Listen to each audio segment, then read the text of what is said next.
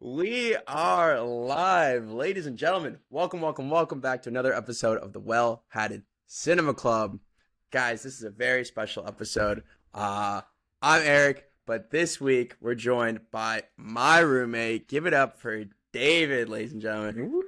David. And Brian and Mike are also here too. But, yeah, that's right. David, how you doing, man? How does it feel to be on the pod? Dude, big fan. I brought out my good hat just for this, obviously. Hell yeah. Longtime fan, so, really happy to be on here. Thanks for having me, guys. Go, dude. You've been doing so many, job interviews. I feel like you're coming across so business professional right now. I am. We're gonna break you. We're gonna That's break good. you. I gotta get loose. Yeah, I was gonna Get say, loose. loosen you up for the interview. Yeah, we got you the best. You have the best hat. David's in there somewhere. You can't tell. Yeah. But In this glass cage. I can't see you. usually you see him back there cooking, but this time around we got him. We got him this time. So this is a good episode idea by you, Micah. But pretty straight up episode for you guys this week. But we got David on, so it's even that much better. We got our movie news roundup. We're gonna start by talking about Weapons because we've all seen that this week, and we're so gassed up to talk about it. And then movie news, we're gonna talk about our other movie of the week, which Brian chose. And then Brian, do you still have a game for us today? Yeah, it's a quick one, but we're gonna do it. We'll Cool. do it at the end. David will hang around as long as he wants to. You are always welcome, but we got him on for Weapons specifically, and more. But as always, we're gonna go around the horn and talk about what we've been watching. So, David, you're the guest. I'm gonna kick it over to you. Yeah, guest of honor. Yeah. I know we watched something this weekend. Yes, we Together. did. Yes. So Saturday was a pretty slow day for Eric and I. We were pretty sober, which is, interesting for us. So we watched Aliens, Romulus, which that was the Oh. first time I got to see that. Big fan, so really enjoyed that. And then that was Saturday, and then Sunday, Weapons. And then yesterday I got to see half of this Dragon Rain or whatever it's called. So, and that was about it. I could only get through half of that, and I couldn't sit through anymore. So that was my week so far with the movies. To be fair, I only watched half of it too. I said I've had enough, and then I watched the rest of it today. Oh, I was about to say it. I I was watched told the not. rest I of was it. told not to talk over David, so I was about to be like, all right, sue me. There's been two good in theaters. I'm trying to mix it up. We've been doing Yeah. kind of this offbeat kind of movies. I thought it was fun. Was it that good? No, We'll get to it. We'll get to it. But let's talk about Romulus. Obviously, we all saw it in theaters Yeah. Mhm. last year, but watching it with David was a lot of fun. It was like back in the day when we all played Outlast. Yep. Oh, Or David's just Mike screaming. would play Outlast. He was like, On that "Go in note, there." has anyone checked out the new Alien Earth show? I know a couple episodes of the first one just dropped. I've been meaning to get to it. Would love to hear some initial thoughts if anyone watched it. Mhm. I saw two hands go up. Yeah, Yeah. Eric and I watched the first episode. What do we think? Yeah, we did not realize 2 episodes dropped, so we Yeah. watched 1 episode and then chased it with some Family Guy, which Yeah, was no waste fun. of time. Waste of time. I think we both were just like, that was so cool. Why are we watching Yeah. Family Guy right now?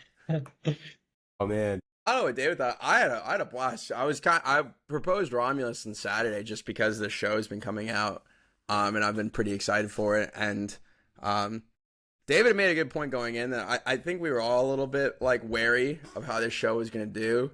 But I like the style of it. This whole Peter Pan Neverland part. I don't want to spoil stuff, Brian. You still have to watch it. But this took a turn in the show I was not expecting in terms of Yeah. the premise. And I'm on board with it. But Micah, it seems like you Yeah, watched it. I watched it. I did watch both, so I'm gonna be careful.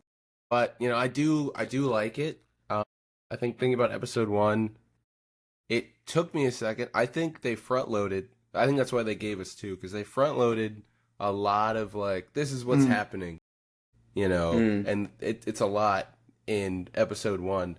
And so I think they handled that well. And then also, once you get past it, you're like, okay, we know the players, we know what's happening, and now you can just have fun with it.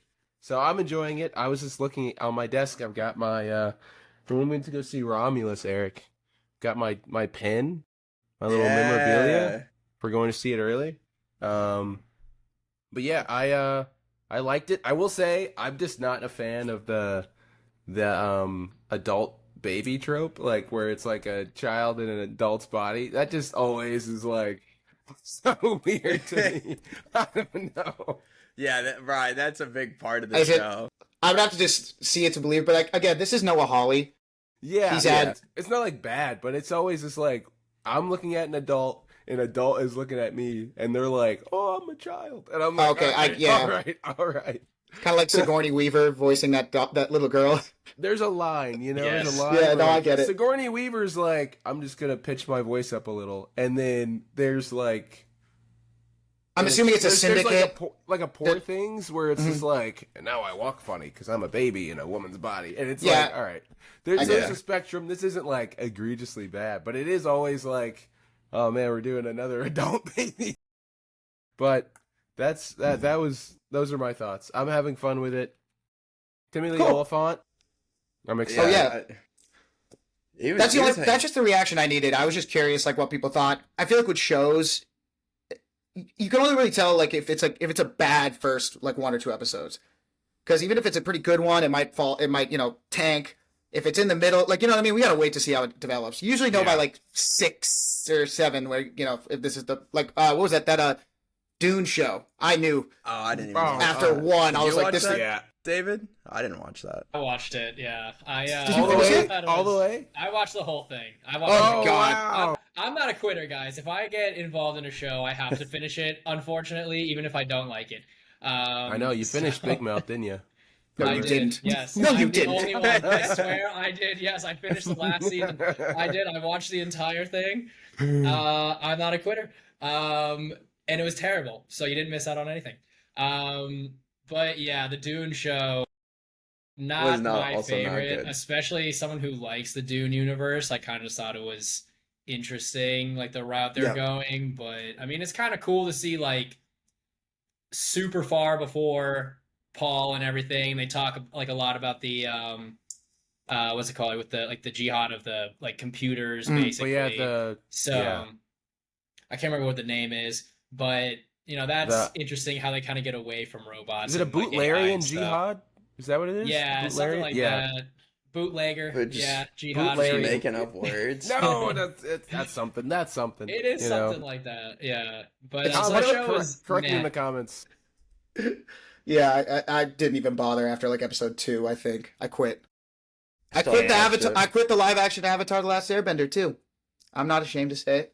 Yeah, I It didn't happened. finish that either. It's a little bit different. All right, who's next? I didn't finish watching Bluey. No, I'm sorry. That's Fuck rude. you. Fuck you. I'm sorry. I don't know why I Alright. keep attacking you over. Micah, Avatar. why don't you walk us through what you watched this week now? Oh man, what a slog and a hog and a. I had a lot of free time apparently, more free Hog. time than I thought. Especially after speaking of doing child things, I did a field day on Saturday, and so I stayed inside and I was thinking about it. Speaking of TV shows, we're bringing up a lot lately. I rewatched season 4 of Stranger Things. I did that Yeah. recently. I will say for how popular and long running, 11 years, 5 seasons, that's crazy. They do need to land the plane, and Yeah. watching it, I realized like I don't really care what happens, but you know when it's wrong, whatever happens. So I don't really care who lives or dies, just like make it good or whatever. I've completely given up on trying to understand whatever the hell that, like, you know, they tried and like force science into it.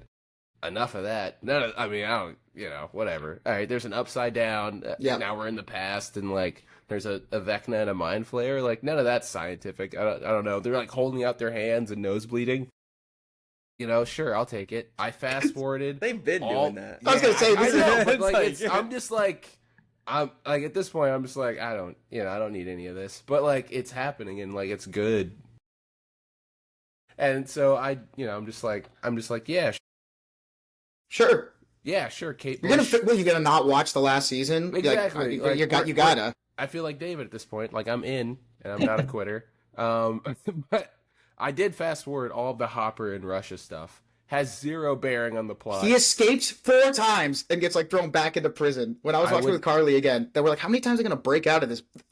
I have tried to memory hole it, and it was like 2-hour episode, and they're like, what if we spent 30 on bald Hopper in Russia? And I was like, no thanks, fast forward.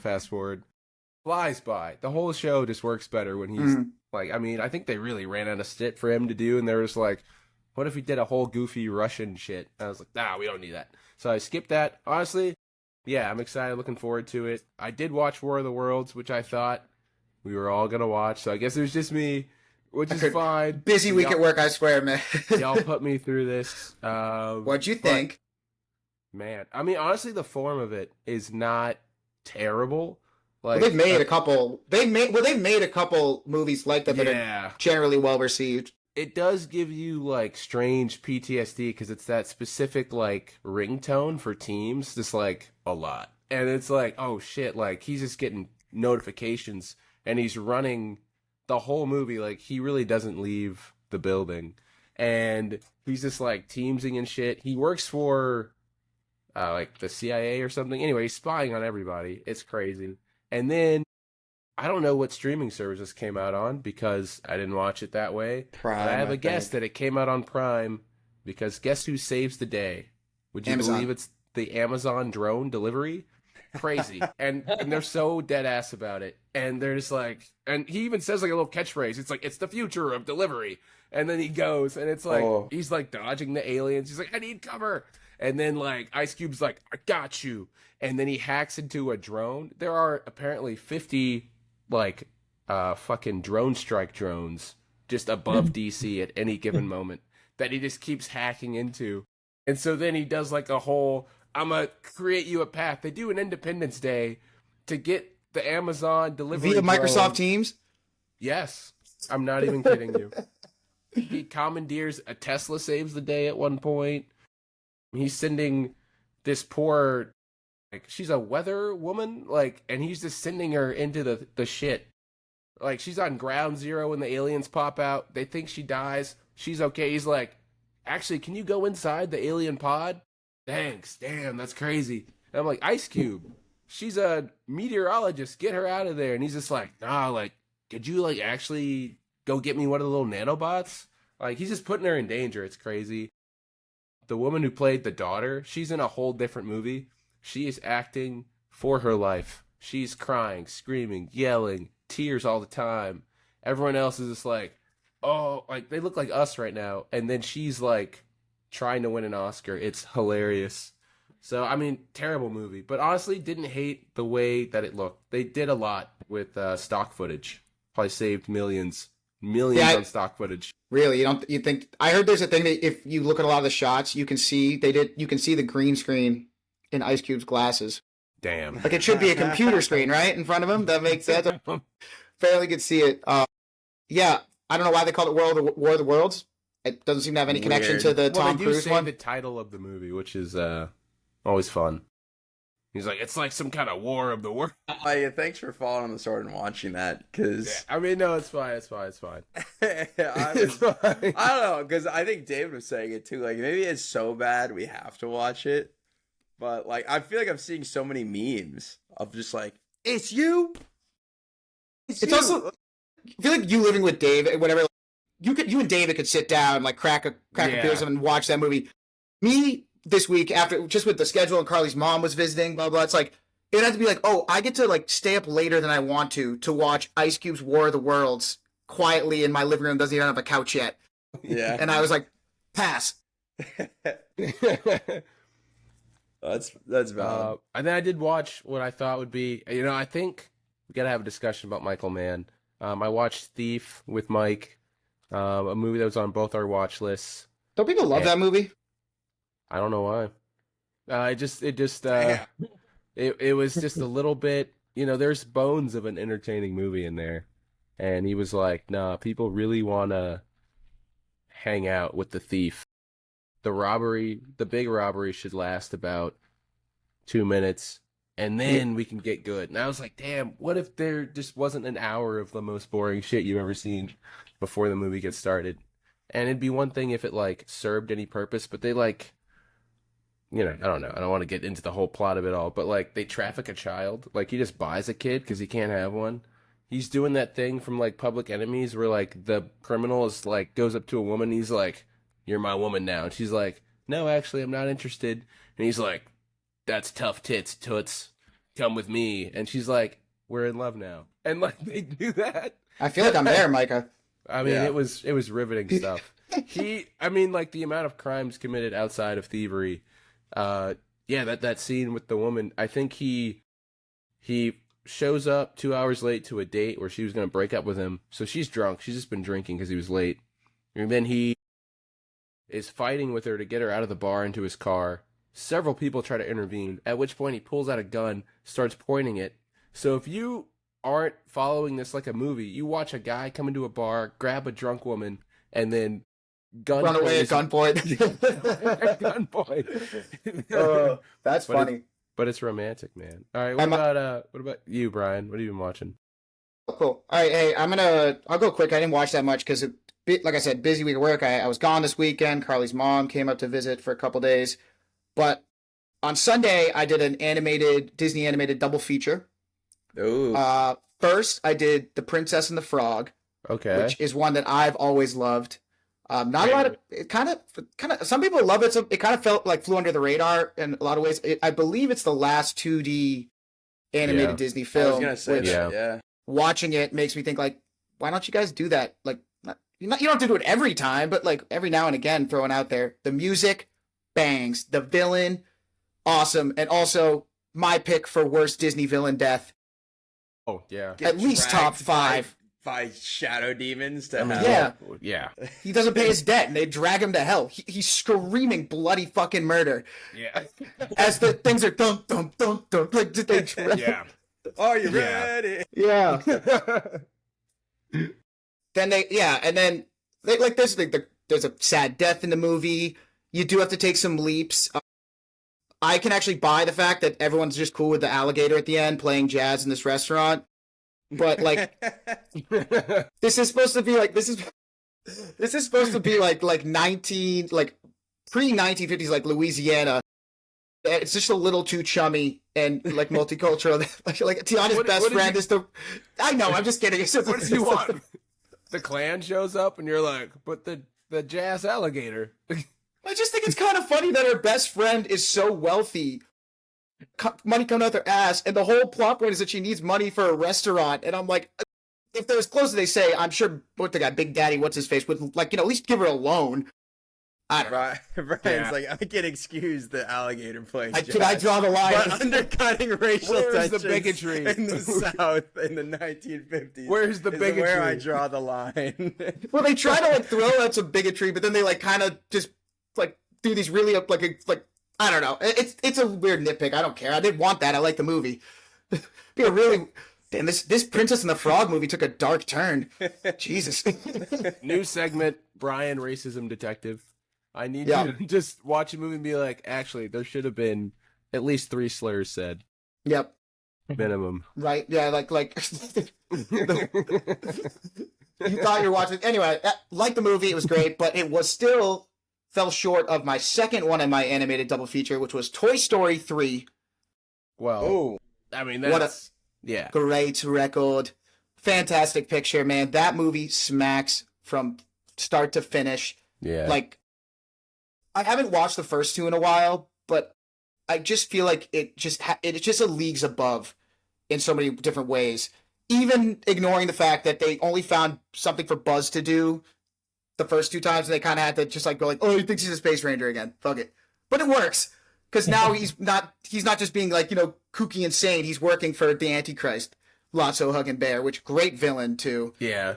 No, it's tense. It's got great stakes. It's funny, like in a lot of different times. And and obviously the ending is great. Great send off. Makes me not want to ever watch Toy Story 4 again. But the one thing with I 5 on the way. Toy Story 4. To be honest, I mean, it wasn't bad, but like the ending of Toy Story 3 is so good. Yeah. However, me just being that asshole, I'm watching the ending again. While still very sweet, I feel like as an adult makes me raise my eyebrows a little bit. Just like how him coming over there and playing with her for a while. Like a while. She goes, I haven't seen, and keep in mind the mom says before, Bonnie's mom, like, I haven't seen you since like you were a kid. So they're not that close.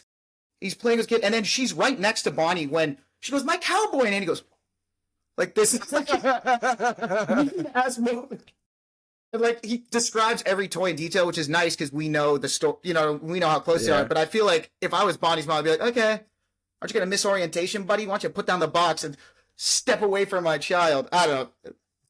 It made me laugh. But yeah, great movie, fantastic. Eric, let's wrap it up because we've been yapping for 20. No, yeah. I'm honestly, I didn't have anything to add other than alien stuff with talking about the first episode and Alien Romulus. So we can go straight into our movie news roundup, and we're gonna start by talking about the movie we all were watching and we all watched in theaters and all very excited about. Talked about it with each of you individually at different points, like a lot, and that was Weapons by Zach Kreger. I mean, we can just go around the horn and talk about what we thought. I feel like first. And then there's some news surrounding it. But, I mean, I'll kick it over to David since he's our guest of honor. Yeah, let's get it, guest. What do you think, David? All right. That shit was crazy. I thought it was just all around great movie. Like, I understand why it did so well on Rotten Tomatoes. And now I understand why Brian was saying, you know, you're gonna get like, you know, little jumps at certain points. You're going to laugh at other points because there were some funny parts in there, and I was not expecting that. Because from the trailers, I was just thinking this was going to be just a terrifying movie. And definitely kind of eerie, but not as scary as I was anticipating it to be. So I thought it was a pretty good watch because, like, you're still a little uneasy. There were some jump scares, but there also is, like, a good plot going on and, like, a kind of like a mystery, too. They're trying to find the kids, right?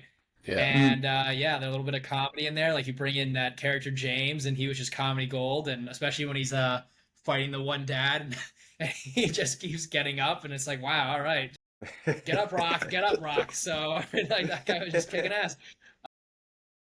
Yeah, so I thought it was a very good movie. There was one part that I just was not prepared for, and it was when I did grab Eric in the theater because I thought shit was gonna just start hitting the fan, and I don't know, are we allowed to like give specifics? Get into it. Oh yeah. Okay, all right. I don't know. Get all the way in. For our millions of impressionable listeners, yeah. Well, hey, you know, I never know. I don't. Spoiler warning, everybody. If you're listening at home. So, and it's the scene where she wakes up from the dream, and we all see that part in the trailer. Like, you know, the kid, he has like the weird makeup on, does that creepy smile, and she wakes up, hears something, lays back down, and when she lays back down, it's like the fucking aunt in the ceiling, like where like the fan should be, and like that part, like I was just fucking like I was not ready for that, and I thought like it was gonna get way worse, so I grabbed Eric by instinct because I thought like all of a sudden she's gonna start crawling through like the ceiling, like the girl from The Ring, and like just like oh fuck. So other than that, my roommate shrieked. At that scene, the scene? Oh, right. I was with Robin and Jeremy, and she shrieked at that part to the point where people turned. Yeah, dude, I can understand. That was definitely the scariest part. Everyone goes like, oh, but she went. I felt my balls like in my throat because I like fucking like jumped and that's the first time you see her. Like you don't see her. You hadn't seen her at all. And so I had no idea what I was looking at, and then I'm fucking getting grabbed at the same time. I thought I was dying, dude. I thought it was over in that moment. I was sitting there like, oh. One of the creepy scenes. One of the creepier scenes, which was one of the biggest treats to be in a theater to experience. Maybe it was the same for you guys. Was when she's outside Alex's house, and falls asleep. Oh my god! And that thing comes out, and the theater's reaction when you hear the door open, like it was a good crowd. Like no one was like talking or being like, "Oh fuck," yelling. But the whole like, "Oh my god!" Like there was just a gasp from the crowd when that shit was great. That was crazy. And then the follow up gasp when out of frame you hear her open the passenger side door. Yeah, that's what, that was the part with the gasp. Not when she opened the front door. That was kind of a thing, but like. I feel like everyone assumed, because we're all normal people, when she got to the window, she's like, well, the door's locked, certainly, right? And then you hear the click, and it's like, oh, fuck, come on. Yeah. I think Micah might have looked at me at that point. There was a part where the audience was quiet, and I said, oh, fuck me. Like, and I think it was when she opened the door and started walking out with the scissors. I was like, oh fuck no, dude. And the that's part when like, she looks through the window got me. The parent silhouette. I was like, oh fucking Jesus Christ. Yeah, that got me too.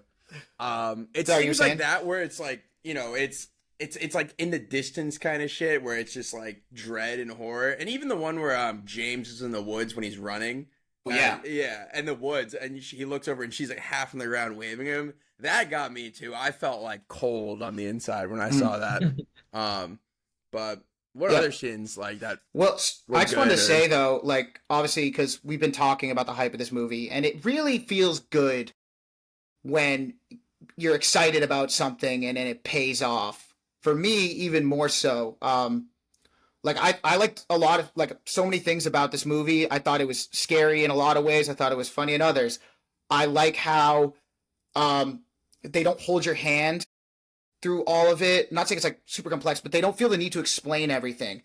And I've heard Zach Cregger on interviews like say that like that was like he's like yeah like I don't really have a full explanation about like what the tree with Gladys and this and this and that means, which I thought was a good thing. He even also said he's like. Yeah, if you want to really nitpick and try to line up all the like the time jumps, he's like you might find a plot hole or two, which I kind of appreciate him saying that. You know, like it didn't take itself too seriously.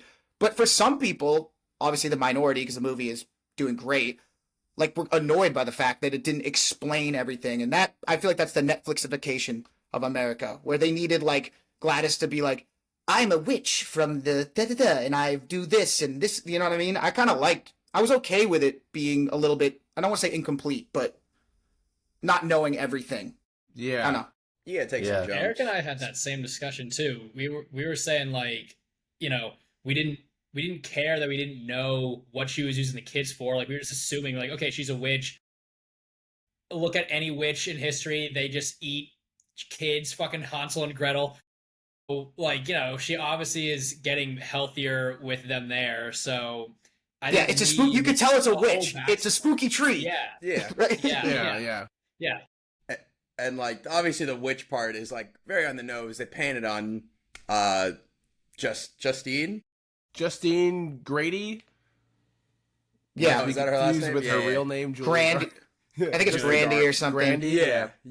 And Josh Brolin painted, or Archer, I think his name is. Yeah, but it's very like on the Archer. nose in the background. You're seeing like the parasite stuff going on, and like on the board, on the TV, and it's very like, oh yeah, it's there. You don't have to hold your hand. Like that's what the witch is doing. She's like feeding off the kids in some way. They don't have to explain what she's doing. Yeah. But like I agree, Brian. That's a good point. Micah, what do you think? You've seen it twice now in theaters, right? Yeah. So the first time, I mean, I gotta say, like, this movie is like the kind of engaging it looked like that, and like I really enjoyed engaging with it. That had no problems. I saw it twice in theaters, no problems. I think the first showing, this woman came with like, I mean that was the second showing, but there was a guy, and I don't know exactly when, but maybe like 20 minutes in, I just kind of looked over. This man was levitating off the seat, like he's all the way up in it, and I was like, oh damn, like he's just locked in, and he stayed like that the whole movie. So it was like kind of literally edge of your seat as I'm looking around.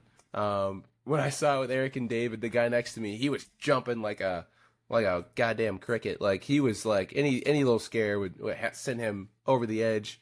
I thought it was so funny, that quick cut of like Alden Ehrenreich and Julia. Oh my god, that was so fucking when funny. They started having sex. Eric even mentioned it. He was like, "You're gonna bring a child to this movie." The way the mom moved so fast to cover her eyes I didn't killed even me. see that. He was like a linebacker. And Well, that's on you. That's on you, honey. I know. Which I mean, like, it's a pretty soft R, I'd say, as far as movies go. But it was super funny. Right at the end, I was like, God. you know, prime DK, prime, like, you know, those wide receivers that every now and then when they get that opportunity to chase down an interception, oh, they're hawking your shit. Bro, You. That's when the theater was audibly laughing. Dude, Like, everyone in the theater was crying laughing. Everyone was dying during that scene. That whole final sequence was obviously bananas. But Micah, me and Jeremy said the same thing walking to the theater. We're like, that girl had Ed Reed vision, because she didn't fall. She didn't follow her through the door. She went. Yeah. Right. Like, you know, you're watching Belichick was in the corner.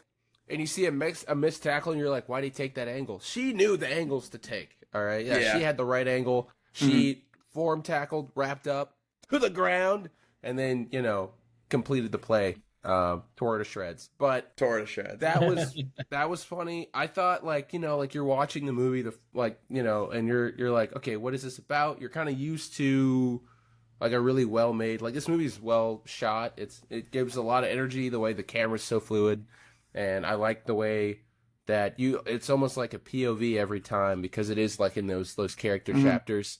And you kind of want to, like, your mind's like, okay, so what is this about? Like, what's it trying to tell me? And I don't think there's an answer. And then also Kreger is telling you, like, that's not at all how I was thinking about this. Like, when you first watch it and that gun pops up, I'm like, oh, okay, school full of classroom, kids missing, a giant gun appears over this guy's house. Everyone's sad and mourning. There's like a wall of teddy bears. You're thinking school shooting, right? And then like, boom, we've got an old lady parasite. You're like, is this some kind of commentary on like the old people fucking it up for the rest of us? And then he's just like, nah, I was sad about my bro dying, so I wrote this movie. Yeah. Yeah. So I like it because it's entertaining on its own. You don't really need anything else. Yeah, I know. And they did a good job, because I feel like a lot of people, first time you watch it, for a while, you're kind of being like, you're like, that fucker Alex is creepy and guilty. And then obviously you find out that's not the case. But there was two things. One, Justin Long cameo. That was cool again. And two, I found that there's a scene that everyone was kind of like, that was weird. But it turns out that was a tribute to Trevor Moore. It was the hot dogs. Yeah. On the because everyone after we're like, because they like, rightfully so, when that scene happens, you're like, I'm sorry, what do you mean you're sitting down for dinner? What is that meal? Like seven hot dogs. Yeah, also an odd number of hot dogs for two guys. For two dudes. That's crazy. Yeah, but it's a reference to a Whitest Kids You Know sketch. Yeah. With him and Trevor Moore, where he goes like, he's like, on average a day, probably 7 hot dogs. He's like, 7? Is that a lot? It is a lot. Like, it's just a bit. It's not a little. It's not a little. It's not a little. I'm just excited to see what he does next. Like his Resident Evil one, I believe, is next on the track, and he seems really amped about it. Also, the bar for those movies is. Hang on, let me get low. I gotta go downstairs to put it like, you know what I mean. So he's so low. The sky's the limit, pal. There's that. He mentioned that so I think he's working on that right now. I heard him in an interview mention that he's really happy with what he wrote and how it's coming together. And then he said, whatever projects after that, he said it's probably one of the best things he's ever written. And all of these have been written before Weapons came out. So he's sitting on shit. And, he could always be writing. What were you going to say, Eric? No, I was just going to say, like, this track record for this guy now is, like, obscene. Because Barbarian, I think this movie is, like, it's interesting. I think Barbarian creeped me out more. And I think it was almost a harder watch, Barbarian, because that twist is insane. There are people who saw it knowing nothing and people who saw it knowing too much. And it's a very different movie depending where you fell on that category. I knew a little too much, but not too much. I wish I knew. I don't think we knew a damn I'm jealous. thing, Oh, my David, did you see that one? Yeah, we did. I not saw know it, and I didn't know anything going in, because I was like, I was jealous. Also That surprised. sounds. I thought, yeah.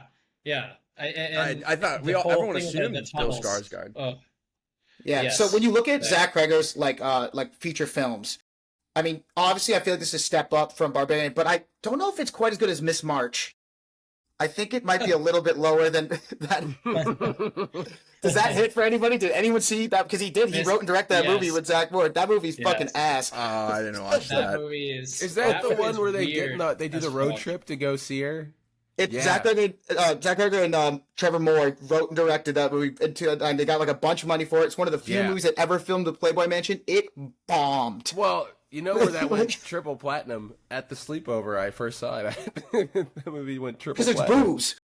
Well, yeah. I get it. I did the same thing. That's why I used to rank like American Pie, Naked Mile, and what's that other one? Beta House. Yeah. In my rankings of American Pie, they're not the same fucking movie. But just some other parts about Weapons to touch on. I mean, Barbarian, like a $4.5 million budget, and it made $4.5 million budget, and it made $45 million. And this was like in COVID too. This movie, Weapons, $38 million budget. So that's almost like 9 times the budget, 8-9 times the budget. and it's already through its first weekend and into this week $100 million in box office. So I mean, Zach Cregger's earning this like blank check moving forward. I see that it looks like. And other things to touch on. I mean, like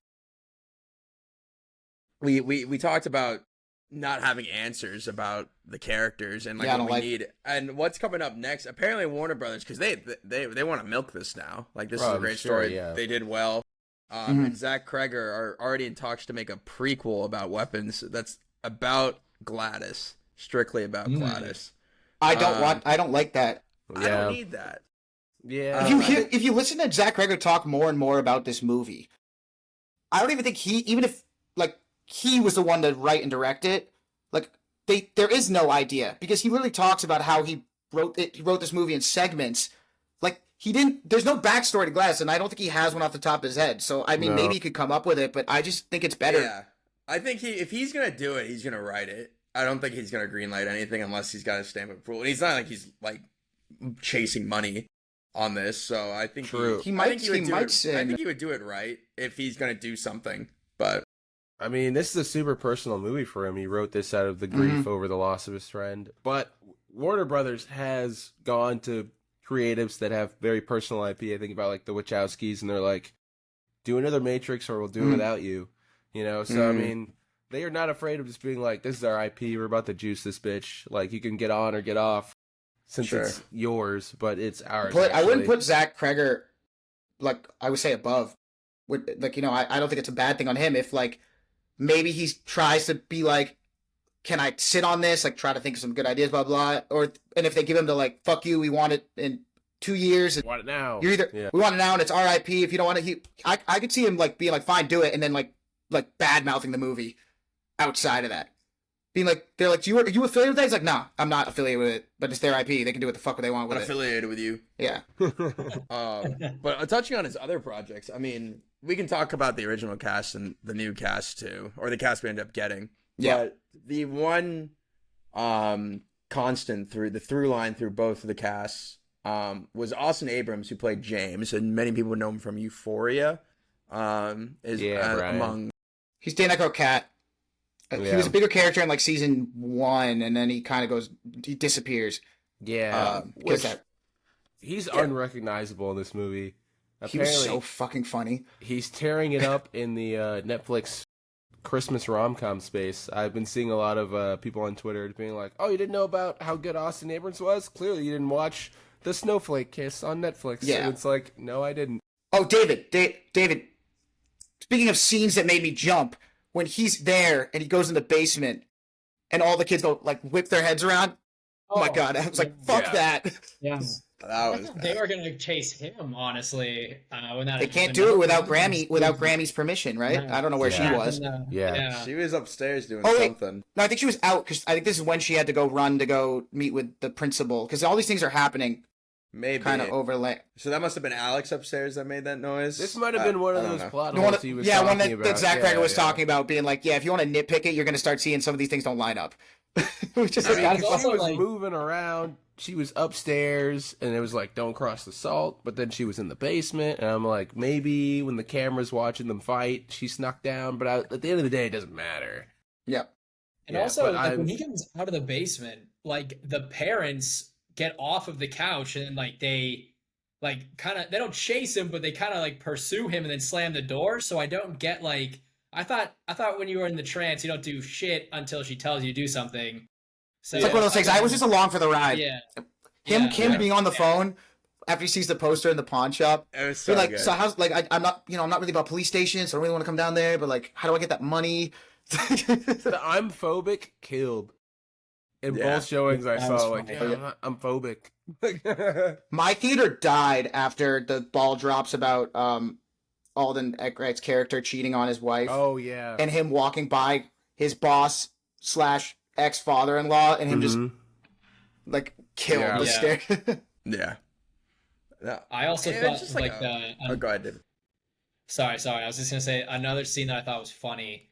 And it was, like, I think the first funny scene, at least for me, was when the dad wakes up from the dream because Gladys is like replaces his son, and then he like wakes up, he's like, what the fuck? Like, that was like, I thought that was pretty fucking funny.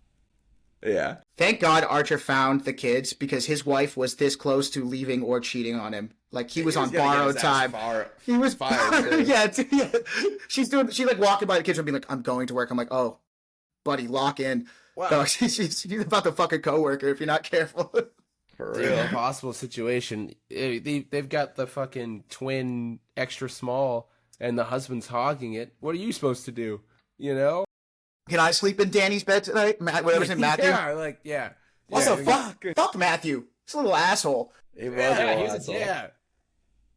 I'm glad Matthew didn't catch Gladys, because that's where I thought they were going with it. But then I'm like, it makes more sense. It's real life canon that a girl, they hit puberty quicker. She's gonna be faster. All right, she's gonna be quicker. She's gonna hunt down Gladys. All right, dude. I do kind of like what they did at the end there, where it's like I say a happy ending in air quotes, but it's kind of leave it where they're like, yeah, Alex's parents are fed soup by someone else now. Some of the kids have even started talking. I'm like, oh Jesus, fucking bleak. that's like the last line. That's like the last line of the movie. Well, because it makes sense. It's not like they just were like, yeah, Candace, Daddy, you know, snap in, snap out. You know, where do they poop? I don't know. On the floor? Oh, shit. Unrated extended edition. I don't know. They have to eat soup. What He are those didn't loopholes? give them any water. Just They had soup. soup. Their sodium's gonna be through the roof. I think it was magically removed. blood And pressure. I know, you know. It's one of those things again where it's like, if you ask Zach Cregger about it, you're like, don't overthink it. Like, did you have fun? But also, do you want that? Do you want to watch poor Alex out there fighting for his life? I felt bad Wiping enough ass. as it was wiping. Yeah. Shoveling First his poop. parents' asses, and then his bullies' asses, and then, you know, the Yeah. random cop's ass, and then the druggie's ass. Like, no. Him And with the it's- little bags of soup. I was like, oh, he can Poor bear the guy. soup bags are the size of him. No one at That the grocery store. should have filed a complaint. Yeah, I was just thinking this. And also, I know we're all like, "Oh, don't nitpick it. Just enjoy the movie." You can laugh about it. But those police officers are fucking bad at their jobs. All right, there's one kid. There's They have one no kid. That was my question too. Like the whole stroke scene when she's like, "Oh, he has a stroke. I'm speaking for him." Okay, like immediate red flag. But Who the Eric, on the fuck are same you? point, Yeah. to Alex's parents have zero friends Yeah. anywhere in town. Also, the dogs. True. The dogs were looking. They showed dogs at the beginning. How did they not just beeline to Alex's house? Because like I think I have problems. Also, with Gladys's plan. Why Alex's class? Why leave Alex? Have Alex take like the other kids of the other class. Right, That makes- paper trail. Yeah, she's not thinking this through. It's because she's old and senile. She should I saw that. back on I'm the glad she Zach died. Cregger like defending it. He goes, "I'm aware that Gladys's plan doesn't really make any sense, especially because we emphasize ring cams. Because like all it would have taken is anyone on that block to have a ring cam. They'd been like, yeah, I saw like fucking 18 of them. They went that way. Definitely. Well, I think if we're gonna give an explanation that's not required, I think she's super duper ultra fucking old. And Yeah. technology shit, she's not even thinking about it. She's like, I used to just snatch little bitches all the time. Her magic must like- be weakening because Consumption. she was fucking mucking on these like souls or whatever she feeds on, and it didn't seem to be working very long. Yeah, that's why I think she's like super old and decrepit. Because the whole thing, she just kind of reminded me of like Pennywise from It. Yeah. Which Yeah. is like haunting the town, even though no one's really seen her yet. And, I was like, this is, and then she pops up in the wood and she's like waving. She looks like a clown. You know, we can talk about that actress's performance. I thought she did great. She had a I lot did to too. do. She's got to be like kind of funny and almost charming. Like she almost won me over. She was like, "Bowls only, please." Actually, a little quirk of mine, and I was like, "Oh, what a funny, quirky lady." And then she's Yeah. like, "Can't actually murder your husband," and I was Yeah. like, "Ah, damn, right." I thought all the performances The were villain. great, which we can tie that into like how the cast changes. But one of Yeah. the things, what was I about to say? Oh my god, I'm blanking now. Anyway, I'll think of it in a minute. But yeah, no, I thought all the performances were great. I thought like everything Gladys did was great. I thought Benedict Wong was good. I thought that Josh Brolin was. I'm glad that Pedro backed out. Not that he wouldn't have done well, but I think that was just a much better like performance. You know what I mean? I think Yeah. it suited him more. Do we need Yeah. another dad who has to save his kid movie out of Pedro? Right, exactly. No, I think Josh plays the angry dad better too. Yeah. Like him Yeah. in the the meeting at the beginning. Like I could see, like I'd be like terrified if that dad stood up and started screaming. The other guys, like you brought up Benedict Wong. That was originally supposed to be Brian Tyree Henry. I think that one would have been. Oh, I could have seen that. That one would have worked 1-to-1. I could even actually see that one being better, but we'll never know. Alden Ehrenreich as the cop was originally supposed to be Tom Burke, who, if you don't remember, he was Furiosa's love interest in Furiosa. I actually really enjoyed Alden Ehrenreich. I'm glad he was great on screen. I like him a lot, and I'm glad that Hollywood's giving him roles again because after Oppenheimer, obviously he had a good little, not necessarily cameo, but role in that. But after Solo, which I thought he did fine in, people, wasn't his fault. He got kind of blacklisted from Hollywood for a little bit, so he got put in jail.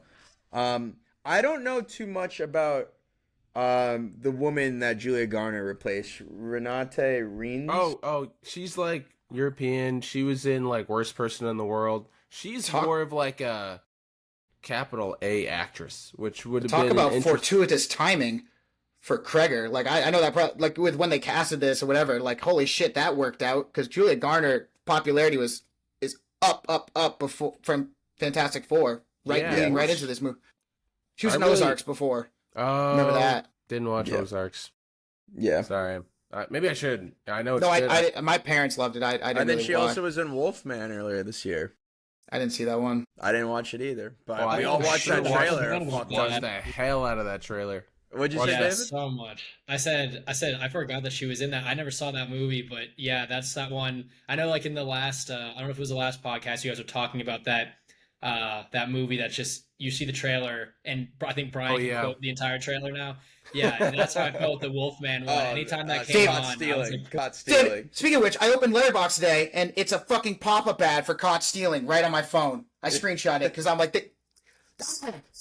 damn. I'm excited for that movie, but if I could watch Austin Butler eat soup again, I'm gonna get real angry. It's fucking Vincent. He's slurping it. Oh, I remembered my point from earlier. I don't know if people have more points on weapons, but someone said on Twitter they were like, if nothing else is taken from weapons, it's that little kids are right for not liking or trusting that random old relative that comes to stay over.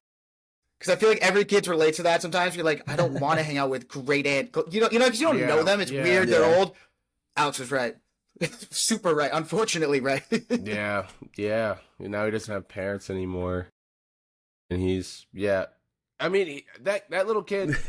Just to finish this, maybe on that child actor whose name I'm blanking on. We're gonna see him again pretty soon. He's gonna be in the Spider Noir show and on Lanterns. This is his first ever role.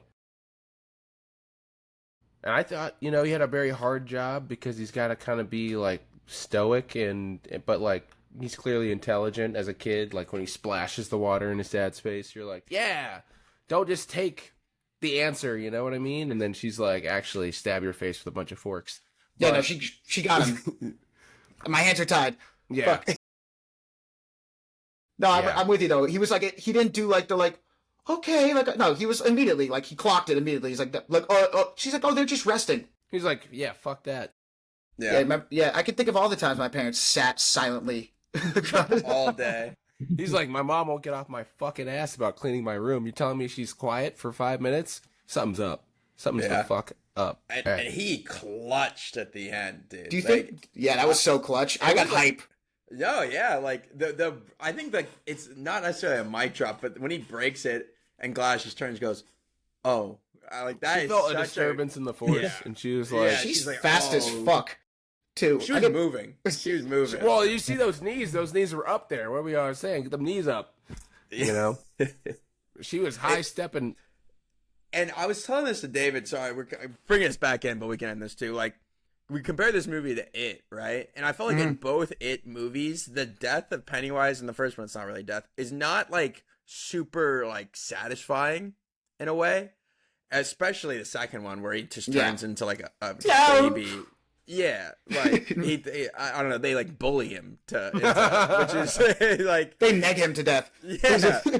And this one, like having the kids who you've been searching for the whole movie chase her for a solid like 2.5 minutes, and you're just like, are they ever gonna catch her? And having the the form tackle, spear tackle, and then rip her to shreds was actually like so satisfying to me at least. I don't know. And you also didn't know up to that point that even if they succeed, everyone's pretty much brain dead.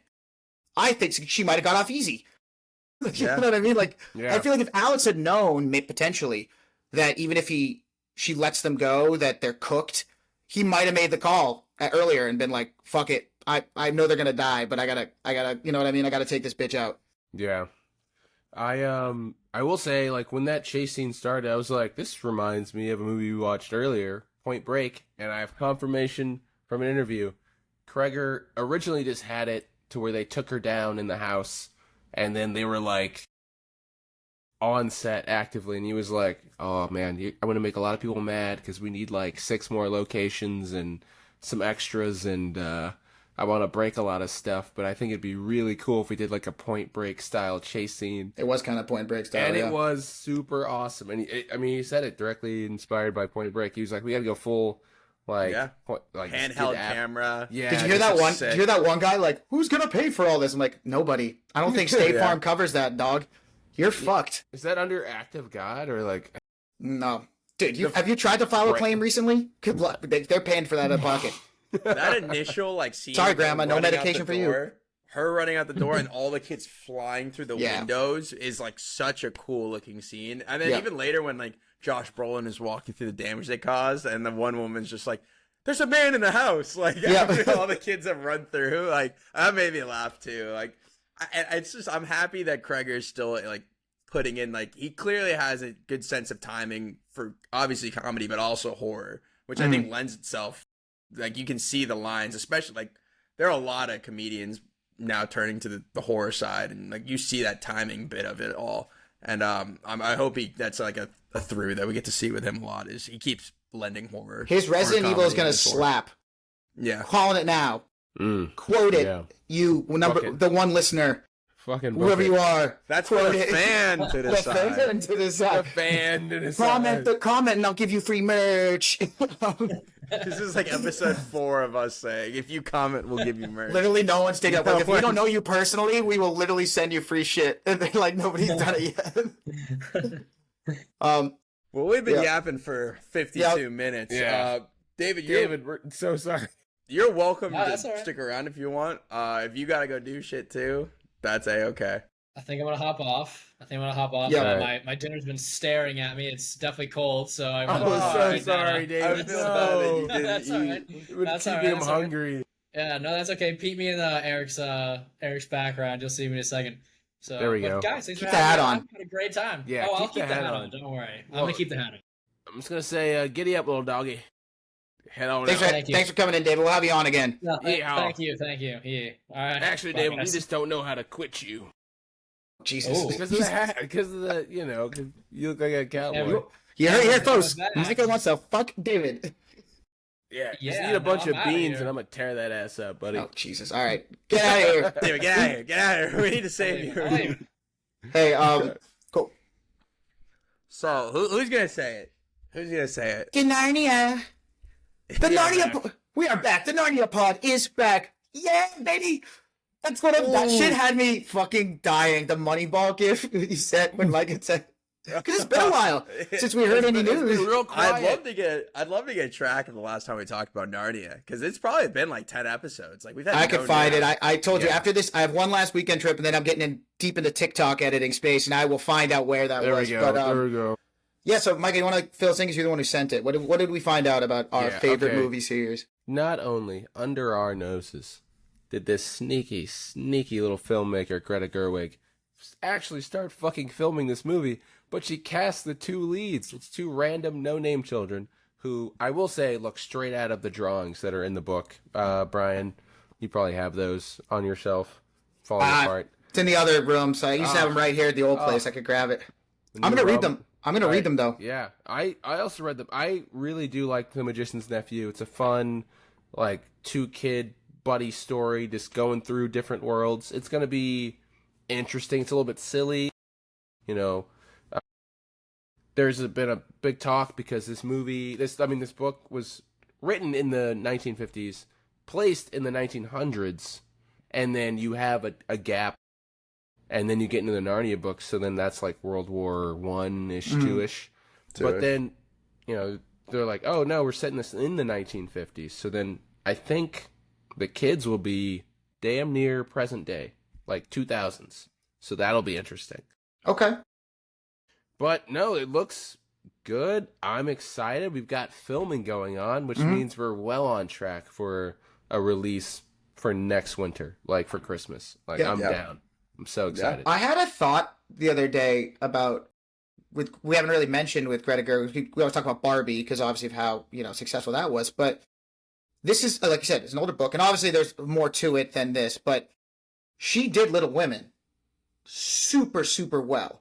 Like, and I think that's something that could loan itself to whatever she's doing with this movie. Yeah. And I really want to emphasize what she did with Little Women, because that was a book that my sister had read when we were kids, and we watched, I don't remember which version of the movies before.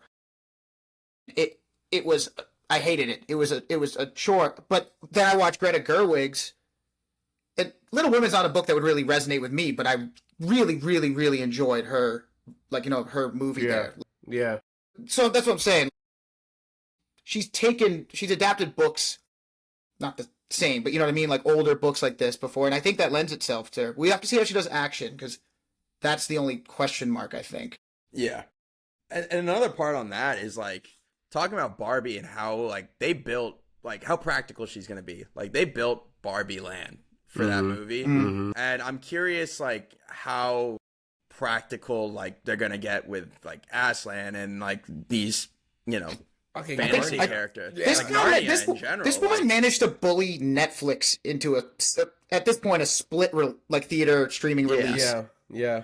That alone makes me realize like she does not make concessions on what she wants out of a picture. You know what I mean? Like, yeah. And I'm not that's not a knock to any like talented director who's done like a big, a big studio movie that wasn't that great, like Barry Jenkins, Mufasa, etc. The list goes on.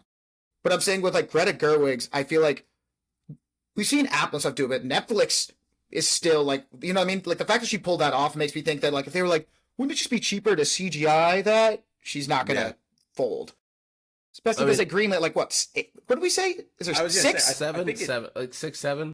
I thought it was 8. That was the other point I was gonna bring up, was like they're filming this now for like a release next December, right? And this isn't like the Harry Potter series where they're gonna keep these kids, like they're changing out kids. I will say, books. Yeah, you're never gonna see these kids again. Yeah, are they going? Is she going to be in Narnia for like the next 10 years plus, filming these movies? Like, is that her game plan? I don't really know. Is she filming them in sequence? Like, That's what's what I'm this saying. and that? Like, or you know what they might do, just because the book to book, like who's in it and the so time much changes. Yeah, it changes. They probably already worked out some type of schedule where like maybe they film. So this is more of these like an two Avatar situation. Yeah, or maybe even like ones that need the Pevensie kids. They film them in sequence, even if they don't end up being released. Maybe I don't know exactly. They've given her the green light for this whole thing, so I feel like they can get a little creative with how they go about it. Right, like they film movies 1, 3, and 4 that are going to in like release orders 1, 3, and 4 in sequence. Then maybe they take a 6-month break, film 2, and they could do some shit like that. It's one of the rare IPs where like the aging of children is not a detriment. Like you actually need them to get older, because that's like part of it. It's like once you get to a certain age, you're no longer in the movie, so you can be like, all right, we need these kids to look a little older so we can do the next one, because they need to be a little older. Like it's not like. But like the Witch and Wardrobe was Andrew Adamson's movies. Yeah, he did that pretty well with timing. Yeah. With the Pevensie kids. You can't. You like the storyline's not like, and in 2 years some crazy shit went down. It's like over like 6 years. This whole 56 if you count The Magician's Nephew. You're like over 56 years. All this shit. Like it's like a. It's not bad if they film like every winter or something. Like that's something they could easily do. For sure. You just need Meryl Streep to just keep killing it every year. Post reading, like all they talk about is how deep and like bass like Aslan's voice is, and I'm just like, Meryl Streep. Meryl Streep, baby. Hey, I don't Chris know. got a vision, man. Like I'm let's- excited. let's I'm let it excited go. for these movies, and even with the ones that are already out, the first two I'm a big fan of. But I can say there's things that could be you know what I mean. There's room to grow that they Yeah. could improve on. I get that, but I will die on the hill that the first one, Lion, Witch, and Wardrobe, is pretty generally liked across people around our age. You know what I mean? Yeah, Like, yeah. blah, blah, blah, blah. My opinion is that Prince Caspian is better. I understand that might not be everyone else's. However, the slander that movie gets, that I don't, from people I'm pretty sure who haven't seen it since they were, or maybe at all, or kids, is where I draw the line. Eric knows what I'm talking about, right? I 1,000% agree. I mean, Micah got me that movie for my birthday on DVD. So That shit is fire. Media. That movie is so. I watched that movie hungover a little while ago. That movie rocks, dude. Yeah, like that. That is so much fun. Eric, that's my point. It's like, you tell like the Criminally average underrated. You tell Yeah. the average person that I think Prince Caspian is better than Lion, Witch, and Wardrobe. Like, nobody watched it as much as we did. They're probably not going to agree with you. However, you cannot look me in the face and be like, "Oh, the second one was ass." I'm sorry. Did we see the same movie? There's no way. And then Yeah. I'm telling I you, don't. I mean, I've only watched Voyage of the Dawn Treader. that one we don't have to talk about that. That's fine. That was whatever. I will But- say they just get harder and harder to adapt because it gets more and more Mm-hmm. like I don't know, like heady and like super like you Out get there. beyond Narnia. It's like Yeah. you're seeing like the edge of worlds, and then you're going into like a big orb light, and then like Aslan's transforming, and they start getting more and more overt with like the Christian themes, and then it's just like Yeah, we're going to have to see what she can do. But, Yeah. Mike, I want you to take us in this next point so we have at least 10, 15 minutes to talk about the Yeah. movie of the week. So, bring us in. actually, Eric should take us into this next point. Cool. I didn't know Yeah. who wrote it. Yeah. Yeah, this one was something I've been tracking. I saw like an article that I read from the Hollywood Reporter about this, but I'm sure you guys are familiar with Skydance, or you've seen this company out before. They had a big merger with Paramount that it started about 2 years ago, and it closed this week. And the CEO is a really young guy. His name is David Ellison. He's like 40, and he's got this whole strategic plan to like revitalize Paramount. Because if you think about Paramount, I feel like they have a ton of IP, but they They've don't taken know some what bad- they and don't they've know taken what some the bad fuck they're press, doing and with it. yeah. They do not know what they're doing with it. And he's kind of gone out. He's done an interview and like outlined the priorities for the studio moving forward. And so I'll just read off some of these. I'm conscious that I might have to run downstairs a little bit, but the number one thing he brought up was Top Gun 3, which we know that'll be a slam dunk. We're all fans of Top Gun. Star Trek is something that's been sitting in IP hell for the last decade. A couple shows been put out, but no big I like the shows, No. but I get it. I get it. No one's watching the shows is Yeah. the problem. certainly not making the money that the 3 J.J. Abrams movies are bringing in. Like, they could use another big blockbuster movie. yeah. With Or, a like, yeah. The name, like, it was a household thing. Like, everyone was tuning into Star Trek, and then went away. They did the movies. Those were good. Went away. Doing the shows. No one's watching them. Absolutely, yeah. I could use, like, a fucking adrenaline shot. Exactly. And it's interesting because it's like Star Trek has had so many rumors, and like it's kind of been under like contract hell, where you think about like there were rumors that Quentin Tarantino wanted to do a Star Trek movie. There's been rumors that they wanted to do a Star Trek movie and bring back Chris Hemsworth as like Chris Pine's dad. Because you forget he's his dad in the first Star Trek. This is J.J. Abrams' movie. All of these rumors, like nothing's happened. Star Trek hasn't been Yeah. touched for a decade. No. And Yeah, and they've put out TV shows that are generally well received. The fans will watch it. Like, they've gotten critically like pretty decent reviews. But like, this is something that, like Yusuf, you could put butts in seats with this. There hasn't been any like real like front headline stuff. Yeah, go ahead. Yeah, like, paint Zoe Saldana whatever color you want. Put her in the movie. get it in there. But they have confirmed that there are 2 projects in development for Star Trek. One of them, he didn't confirm if it's the same cast, but he confirmed it's Captain Kirk and crew. So the characters you know. Yeah. And the other one's with new characters, and that's going to be spearheaded by Andor director Toby Haynes, or he's attached to the project. So I don't know if that's another show, if this is a movie, a limited series. Obviously, we hear Andor, and we get excited.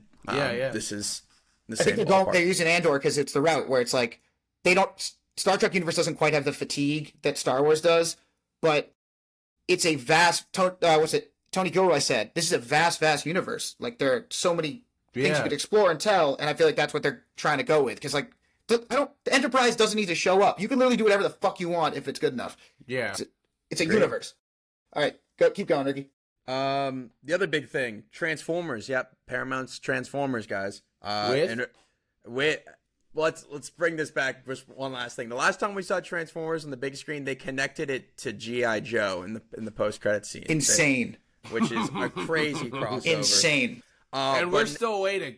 And we're still waiting on it. That was Battle of the Beast, Rise of the Beast. I don't know, but now we're hearing that Paramount's approached Michael Bay and is asking him in return for some new version of Transformers, which that's a fat W. Can I just my book say like a hot take? I don't know if this is a hot take.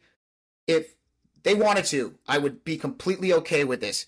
If Michael Bay came back and basically even retconned two of his own movies and said, brought Sam Witwicky and some of those characters back and been like, this takes place after Dark of the Moon. I don't care. You know what I mean? However long after. Like, basically being like, fuck it. Because other franchises have done that and it's worked. And I'd be okay with that. You don't think that'd be confusing for general audiences? Especially that we're like a couple of years removed. Almost 2 decades removed? Mm-hmm. So it would be like, hey, go back. Remember this? We're in between these two. Clean slate, find yourself who is the Shia LaBeouf of today. I got one. Yeah. Billy, that kid from fucking from Hell of a Summer, Billy Byrne. The Toad works in mysterious ways. Hell yes, Shia wasn't big when he got Transformers. Nah, that was at peak Shia. That was when he was like, that was right in the pocket of Disturbia, Eagle Eye, all that. Shit. That was, I feel like that was right before all that when he got. It might have been. It was 07. That came from Disney. He was on TV. Yeah. So I'm thinking one of the Stranger Things kids. Sign Finn Wolfhard if Billy can come with him. Boom. Yeah. There you go. There we go.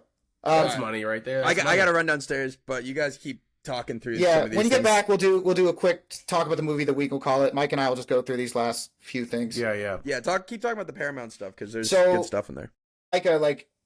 I did unfortunately see Rise of the Beasts. You did. Wow. Yeah, and you know what's so funny with yeah.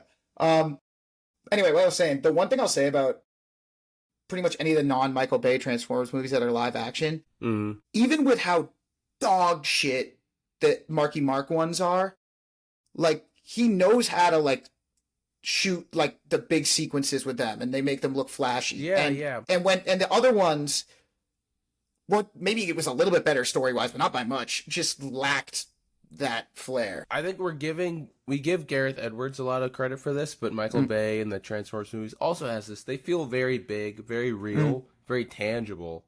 And I think that's a skill in itself because they're not there. And so it takes a lot of cohesion to create the effect of them being there, wrecking all that havoc, and for it to feel like weighty and like destructive. And I think he really nailed that.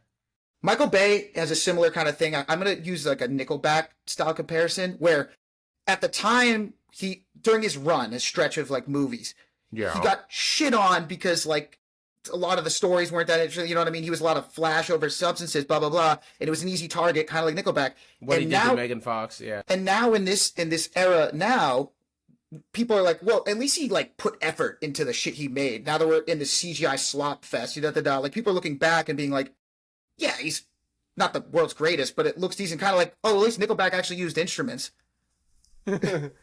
I will say, there's a few Nickelback songs, like they're part of a... I like No Nickelback. one's making divorced dad rock anymore. And that genre hits super hard. Not even divorce. But Michael Bay is like a weird thing where like when I actually look back at his filmography, there's a lot of like middle of the road, but it's like most of it is at like at least the upper part of the middle of the road. Like the Bad Boys movies he did, solid, like good. What Armageddon, I think is like, that's a fun movie to watch. 3 out of the 5 Transformers, like those pretty good. I enjoyed Pain and Gain. Pain and Gain is like is the best thing he's ever done. I didn't see Ambulance. I couldn't tell you much about like how good or bad. It's form pushing, you know, as far as like how you film a movie. It's like, what if we did entirely drone shots of this fucking ambulance? And like, you know, you got to give them points for being creative in that way.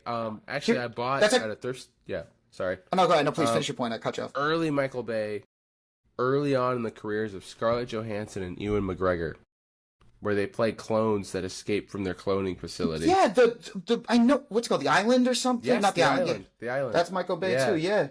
Yeah. I tried to watch that last night. We watched Thief instead, but yeah. No, but listen. I think this is a good transition because the Transformers needs Michael Bay, but a franchise that more desperately needs better direction. Yeah. Is ignore G.I. Joe. That's a dumpster. I don't know what they can do to fix that. But maybe the Terminator movies have been rudderless for fucking ever since T2. Let's be honest. Like they did T3, which didn't do that hot, and like then Terminator Salvation with Christian Bale, which was like a very Saturday afternoon FX movie. But people forget they put out like 3 since then in theaters that like are just absolutely like slop. I mean, I'm clearly not the guy to lead this, but also I just cannot think of a direction to go in with this franchise. I think you've done it. I think it's reached the highest of highs. Like T2 is on the mountain. It's on the pinnacle. It's on the Mount Rushmore of something. Right, and James Cameron's not going to come back. Yeah, no, so, and you just don't. I just don't know if that particular IP needs. We're almost at a point where we're sitting here and we're like, yeah, AI taking over. Like, is that refreshing or new? No, that is the news headlines. And like, we don't like what do you have to say? I think you need to find someone with something to say, and then also the skill to make it an entertaining action movie. Because like at its core, T2 is just a good fucking movie. Yep. A good fucking action movie with a big fucking movie star. A child actor that can act. Fantastic director behind the helm. Yeah, and a woman hot enough to get him to end his marriage and start one with her, and that's Sarah Connor. Ricky, to fill you in, what we were saying was like with Michael Bay coming back to Transformers, like this is gonna work in some way, shape, or form. Like whenever he does, because like even with the 2 dog shit ones, like he brings a certain like sauce to those movies. It'll work. Good call, Paramount. We were saying the one that's going to be tougher, G.I. Joe, a little more of a blank slate you can deal with. Like Mike was just saying, Terminator. Unless James Cameron, was like, I want to make another Terminator. I just don't see a world where there's a good story to tell. Yeah. Anything to do with that. Like that one's been rudderless for like 15 years. I agree in one sense. The other, like, the thing I compare it to, and it's not a 1-to-1 because it is sort of different genres, but like, I look at like the Alien franchise too as something that was dead in the water, and we would all say that, and Predator especially, and now like they have new stuff to tell, and like I'm on board with the direction they're going with Alien and Predators nowadays. Like if you had told me when we were watching like Alien versus Predator back in like 2008 that they would be having the sauce for these stuff, I'd tell you you're full of shit, Ricky. But the tricky part with Terminator is that there's travel, and there was a story told. John Connor is going to be the savior of humanity, and they've had problems with all the new ones they're making where they fuck up the shit, people get pissed about how the story goes, it doesn't make sense, etc. The only thing that they could do is maybe try another crack at a kind of like Terminator Salvation type story. Yeah. Which I don't think is as bad as people say. I think it's fine, but I think the point with like the alien stuff is like there is like a universe, and there's like, you can span timelines, and it could be another boat. There's more creativity there. This, like you said, there's Terminator. There's the it's almost story. like a binary, like with the Matrix. It's like you can't really do more matrices because it's like, okay, do the robots win or do the people win? And it's a binary. It's a hard binary, and there's not like small battles because it's so 1-to-1, unlike Alien, which is like you can just run into an alien. Yeah, a Predator can just run into you. Right. You know, like it's not like a 1-to-1. Like the aliens aren't coming down all at once, and the Predators aren't coming in all at once. It can be like, and then a Predator pulled up on 6 dudes and shit went down. That's a movie. Like you know, like you don't need the whole like because this is like the stakes are just so different. Yeah, you know. Yeah, like, are me and my buddy's gonna die versus like, the human race was then snuffed out because Yeah. In the sake of time, speaking of the snuffing out of the human race, There we go. we're gonna bring it into the movie of the week, Oh. which I picked. Yeah. I think it's probably good, right? I mean, yeah. No, I was like, what does Shrek have to do with So snuffing out I the picked humans? the movie of the week I picked was Reign of Fire, which is a 2002 movie that I can't know for sure if I've seen it before. Like there were vague like things when I was watching that I like, you know what I mean? Like that seemed like I've seen this deja vu, but like Yeah. Premonition. at this point, so Reign of Fire is a 2002 apocalyptic movie starring Christian Bale, Matthew McConaughey, and Gerard Butler, the big names, all of which before their prime, which is kind of funny. In fact, there was a woman who hasn't been in shit since this movie who had higher billing than Gerard Butler. McConaughey had a higher billing than Bale because So weird. so the movie essentially the story is that this Christian Bale's character is a child. He's there. Something gets awakened under London, and dragons just multiply and take over the earth. Scorched earth. It's been like 20 years at this point, and the remaining humans are in like these like, you know, real like isolated communities, you know, just hunkering down, digging deep, just trying to survive. Because at this point, the dragons are a little more, they're starving, you know what I mean? They're dwindling, but so are the humans. So that's the whole thing. And the big plot point in this one is that there's an event where the community that Christian Bale and Gerard Butler are in get screwed. They don't have enough food. They don't know how they're going to survive. And coincidentally, a bunch of fucking Yankee Americans pull up with with a plan to kill some fucking dragons. Listen, let's just be honest. This movie, it wasn't great. There were things I liked about it, but it wasn't amazing. So I'm just gonna go through some of my points, and then I have some other ones that I'll come back to. Yeah. First and foremost, in the era of Hollywood remaking shit, this is a movie that I think could be like should and could be remade. Like, why are we remaking movies that did it well like that? Like, this is a movie that like there's a structure of something, a pretty cool movie or maybe TV show in there. Yeah. But it just wasn't that great. So I would be like, yeah, if like they announced it, they're like, hey, we're doing a Reign of Fire remake, and you know, there's a good enough cast, I could see it working. Another thing, the performances. Christian Bale, I thought he was great. I thought he gave a really great performance, and even though it's kind of similar to what you've seen from him like since, this was like one of his first. His only big roles before this were American Psycho and Empire of the Sun when he was a child actor. Mm-hmm. Right after this, though, he just took off. So I'm just saying, like, this, you know, you look at it, you're like, I don't see what's different about this from his other ones. Like, this was his first. I'll let someone else take that one. It was this is back before he had his stride. It was a little weird. Yeah, but the movie, I don't know.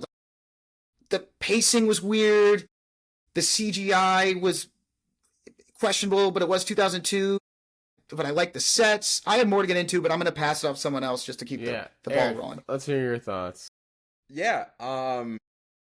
So I got into it, and I did the same thing where I'm like, did I watch this movie like on TNT or FX as a kid? I'm like, I doubt they were playing. I'm like, did I watch this at like The Dentist or something? Like, how have I seen this movie? And I was remembering little clips of it. Like, we'll get to the scene at the end. That, like, you know what I'm talking about. But like the scene at the beginning where like they're trying to develop some chemistry between Gerard Butler and Christian Bale. They're doing a Star Wars bit. I'm like, oh, this is fun. I'm like, hey. But my biggest problem with the movie overall was I feel like I rarely say this, but it was like the direction almost.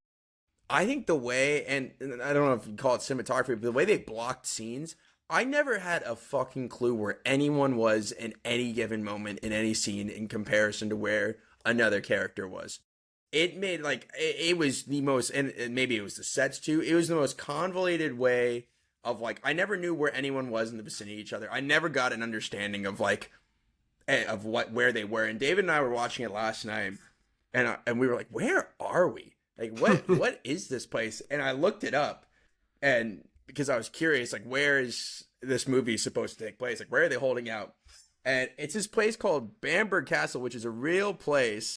And because like the only landmarks, they walk to Pembury and then they get to London. Yeah. And this is in this is in, I think, let me hang on. It's like Nuremberg, Northern Berlin, England.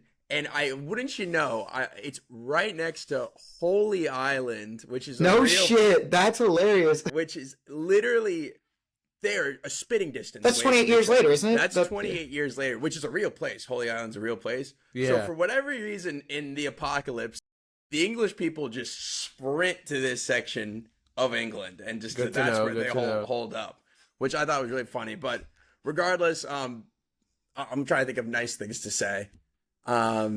Which is few and far between. Here's one thing, Mike, because I want to pass it to Micah, and then we can lead that into all the ridiculous shit. But I want to just talk about tailing off what you said about direction, because one thing that this movie did well, that actually the only scenes that I was like, damn, that's crazy, but simultaneously like did a really shitty job about, was the scale of the dragons. Because not kind of the opening scene, because that was chaotic in the shoot, but like you see these dragons attacking them throughout the movie that you find out later are the females. They're supposedly smaller. Right. So you get that, but you see how big they are. So then later, when they pull up to Pembury and you see the bull, like 3 instances where I was like, damn, they did a good job of scales with that when it overtakes the castle, it's huge. And then later when they're in London and you see it compared to the other ones, I was like, that was crazy. But then they contradict themselves when it gets closer, because it's tiny. You know what I mean? That would mean that the female dragons are the size of like Komodos. You know what I mean? Like that was that. So, Mike, I'll pass it to you. One of your thoughts. Now we can get into the ridiculousness of this movie. I mean, I just had like as I was watching, like thoughts. Like first off, a child stumbles onto a construction site with no hard hat. Where's OSHA? Why did he go in the hole? It gets all the way down into the mines. Like, what are we talking about? But like, I loved that it didn't really waste any time being like, here's a dragon. A dragon is here. Like, this is what it's about. Sometimes you spend, like, in any kind of, like, creature feature, you might spend a significant amount of time not seeing the creature. And they're like, 2 minutes and counting, the creature will appear. And I did enjoy that. Just get right into it. I was charmed by them doing the Star Wars thing. That was cute. I spent a lot of time wondering, like, in the apocalypse, what would I lie to children about? What movie did I? Well, the kid goes, "Did you make that up?" He's like, "Yeah, of course I did." Of course, yeah. Like, what would I don't know. I would a lot of stuff maybe like Zootopia. I don't know, but I liked that a lot. I liked how the dragons were kind of intelligent. I did wonder, like, if this movie was about like the Blitzkrieg or like the bombing of London. Because, like, there's so much imagery of just, like, bombed out London. They're doing the whole, get down low in the basement, like how they were in the subway tunnels. And they're like, keep 2 eyes in the sky when you're awake, 1 eye in the sky when you're asleep. Yeah, I can see that. What do we, when Jerry comes, what do we do? There were a bunch of writers on this. Yeah. Micah, there's a chance that one of the earlier ones, he had, like, a script about, you know what I mean? Like, that allegory. Yeah. And then it got yeah, I mean, yeah, like, and here come the Americans show up. Yeah. It's a good call. All the newspaper articles are like, yeah, Paris fucked. And we know Paris went down hard in World War II. Just, the French. There's dragons flying around and they're still distributing print media. I know that was just for the imagery, but like clearly not in our 2020 because print media died on its fucking own. But I feel like the first thing to go would be like the new, the news, the internet. Yeah, they just knew something was going to go down in 2020. Yeah, dude, that's so fun. I saw a review on Letterboxd. Someone said they wrote it sometime during 2020. They're like, listen, we're only halfway through. We can't say for sure that dragons won't pull up. Well, not tinfoil hat time.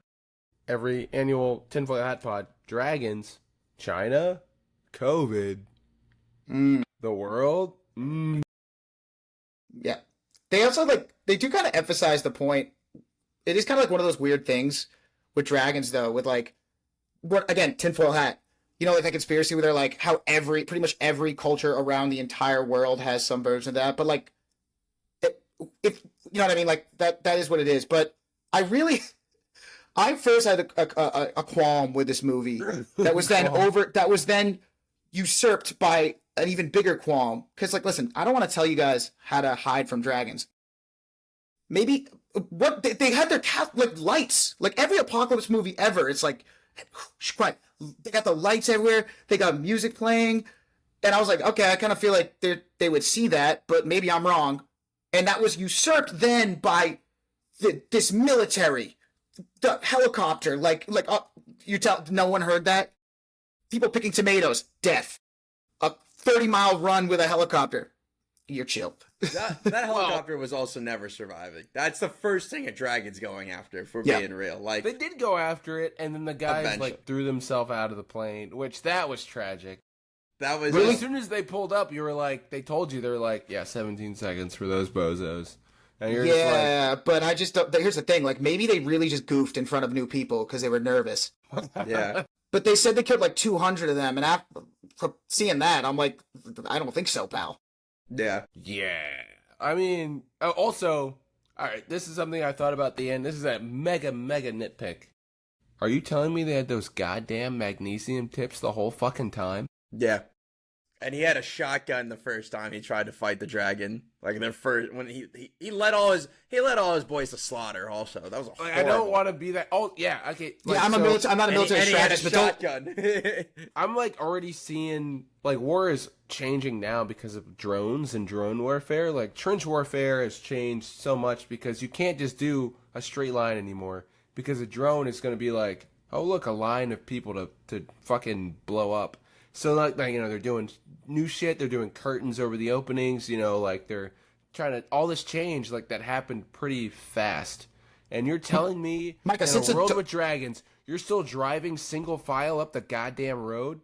Micah, since the dawn of any form of projectile, we humans have realized, like, guys, we spread out. Yeah. So that's what I'm saying. Yeah. I'm just picturing like, hey boss, isn't it a bad idea for all of us to be in a straight line like this? These things breathe fire. Also, it'll be fine. On the fire trucks that rescue the tomato people, the guys up top. First of all, why is your helmet off? You locked eyes with the dragon. Why is your helmet off? Secondly, why are you outside? What are you gonna do with your fucking hose, bro? What is your little hose gonna do? Yeah, that's a good question. Like they didn't even save they didn't save the crop. No, they're trying to save them. Makes sense. Why not close the lid? Stay down. Like, what are you gonna do? Right, yeah, there was one guy with a gun. The dude who got torched. The dragon's over there. Yeah. The dude who got torched had like some type of like gun type thing when he got blicked. It shoots water. I'm like, I thought the kid who died. Milk, bro. I thought the kid who died thing was different. It shoots water. It looked horrible. It's like they have like they're real fire suits, but then like they have the water to put out fire. Makes sense, but actually toe to toe with the big old toothy maker of fire, I just wouldn't. I'd be down inside where I won't get lit on fire. Because it seemed like, they didn't even care. They eat ash. That's weird. That was weird. I didn't understand that. I know we're ending here, and we could. There's a bunch of things, but there was another like thing, leap you had to take that even the characters in the movie couldn't believe. Yeah. Where he's like, I had 220 men and 2 engines. We got to go. Like, I'm like, bullshit. Even they were like, bullshit. Because he's like, how for a million reasons? Dragons. I'm sure a lot of technology wasn't up to code at that point because, it had been a little while in the apocalypse. Yeah. Fuel. I don't know about that. And then the final and maybe the most important part, I saw the landscape. Everything is rubble. Where did you land? Yeah. He's like, we tried to land this thing outside Mansfield, lost it. But okay, that doesn't answer the question how all of you in the tanks reached the ground. Yeah. And the helicopter parachuted out. I don't know. Yeah. I mean, there's a lot of stuff. I will say they got in stupid shape for this movie.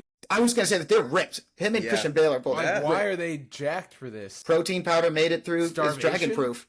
It's dragon proof, dog. Yeah, baby. Also, I mean, I felt like, why did they kill off Gerard Butler? That felt strange. What was he going to do? They threw him They threw him a fire hydrant and he said, go fix it. And he's running up the stairs to the dragon. No, they said that before. They're like, there were 60. Yeah. Well, they didn't know exactly, but they said there were 65 people in this tower, and they're looking around, and obviously there weren't.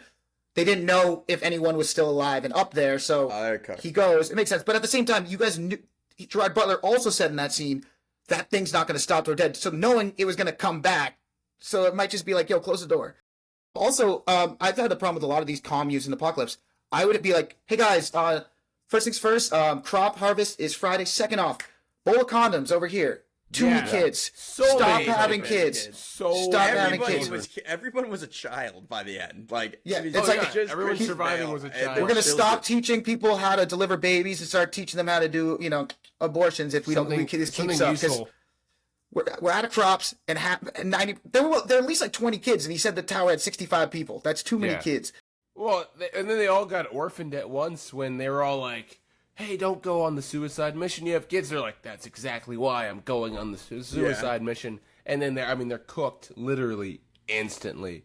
And you're just like, all right, so everyone in the castle's a fucking orphan. Like, that's crazy. Smell ya. I will say my biggest qualm with the movie, and it lends itself to my favorite scene. Matthew McConaughey never used that axe. Nope. He tried to in the end. He never used it. And he didn't even hit him. He didn't even hit him. I wanted him to use that axe at some point.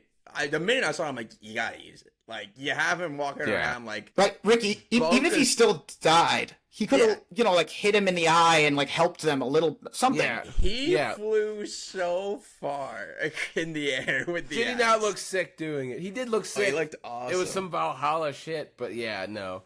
But I gotta, it's like, what's the anti-Chekhov? Like, the anti-Chekhov stuff. Yeah. Did you show it, you gotta use it. They showed it, didn't use it. Did you guys notice, too, this couple weird lines towards the end, especially after he died, where she's talking to him as if he was, Matthew McConaughey was, someone that Christian Quinn's character, he looked up to. Where you could always do it. Oh, yeah, he knew. I'm like, he's carrying the axe. This guy for 3 days. They hated each other. They almost killed each other. He literally fucked your whole shit up. You told him he's gonna follow you back, and you did anyway. Yeah. I don't know why they did that. That was weird. Yeah. There are a lot of forgiveness going on, which I guess in that situation you just kind of have to move on.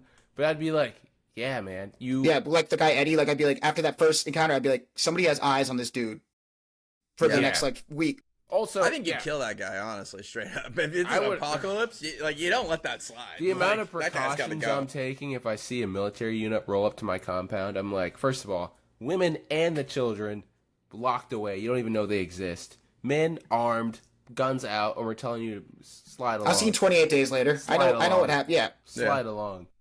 You're cooked. I mean, I was surprised when a woman hopped out, and I was like, "Oh, okay, we're not going to go down." No, that could have taken a way darker turn. And you heard, and Gerard Butler's like, "What were you thinking?" He's like, "Dude, you should have seen his aura, man." Yeah, that's literally what he says. Yeah, he's falls in love with him a little bit. He's like, Gerard Butler's the only one being like, "What the fuck are you thinking? We got kids here, and you just let a bunch of dudes in with tanks." Yeah, half the Letterboxd reviews were just like, "Oh, my two husbands, one of them got burned up," and I was like, "I don't know about that. They're just two best friends that have a bunch of kids together, and that's normal." And I was like, "Yo, relax." This is a good point. I know it's 8:30 now. This is listen, we had fun with it. It's definitely a movie that'd be better to watch with friends. For sure. Whose turn is it? It's Eric's, I believe. Ricky, give us your movie of the week and we can sign off. Yeah. For whatever reason, we've been doing a lot of Christian Bale recently, and if you say what I think you're saying, I'm gonna keep it going. This is more me because I need to round out my list. This is the last movie that I haven't even watched a single part of in Timothée Chalamet's filmography. I want us to watch Hostiles. Or Hostile. Yeah. That's been on my list for a while. Hostile, not Hostile. Is that Scott? Hostile. What's his name directing? I was like, whoa, Eric. Scott Foster, maybe? No. Bale has worked with him a couple times. It is Hostiles. Yeah. It is Scott Cooper. Cooper. But this is the one movie I haven't touched from Timothy's filmography, and I want to round it out and check all those boxes. The foundational Timmy texts. I've heard good things about this movie, at least at a distance. So hopefully this will be a nice palate cleanser. I don't know. It's we'll see. A lot of Christian Bale between this and then Public Enemies recently, which was also my pick. But holy cow! So much Christian Bale. I'll be curious. I was thinking about it today when I was like, all right, this is the movie. I was looking at my watch list, and I'm like, we should do a roundup of all the movies we've watched this year and see the actors that repeated the most, or if there were any repeat. Letterboxd will do that for you, but just to really get it 100%, Newsies next week. Just go ahead and write that down. Yeah, just put it in there. Newsies? Oh, the Christian, like when he was a Young kid, right? Christian Bale doing like pirouettes. Oh and yeah, shit. Yeah. singing. But Yeah. About the news. and we'll or have a good game something. for us next week as well. So that'll be good. Appreciate you, Brian. But Yeah. guys, we appreciate everyone listening. Signing off. Signing off. Hey, if we don't know you, heart to heart, face to face, and you comment, we'll I'm send this you merch. close to making the merch, man. You can have one. It'll be Yeah, we yours. can Get you shit, Right now, I'm just man. sending it to these guys, and I'll give it a couple extras for friends. But you can be yours. When we blow up, it's Just- gonna be worth so much money. We'll sign it. Just comment. Just do it. Just do it. What do you have to lose? Just fucking do it. I promise. If you give me your address, I will only send that. Nothing else. And mom, if you comment, I'm Perhaps sorry, if I'm you not gonna send it to Select photographs of Brian. Just to Select. sweeten the deal. Mm. The Well-Hatted Cinema Club Calendar. nude calendar. You knew exactly where I was going with it. But all right, gents. We appreciate, or peace. anyone listening, appreciate y'all. All right. Peace.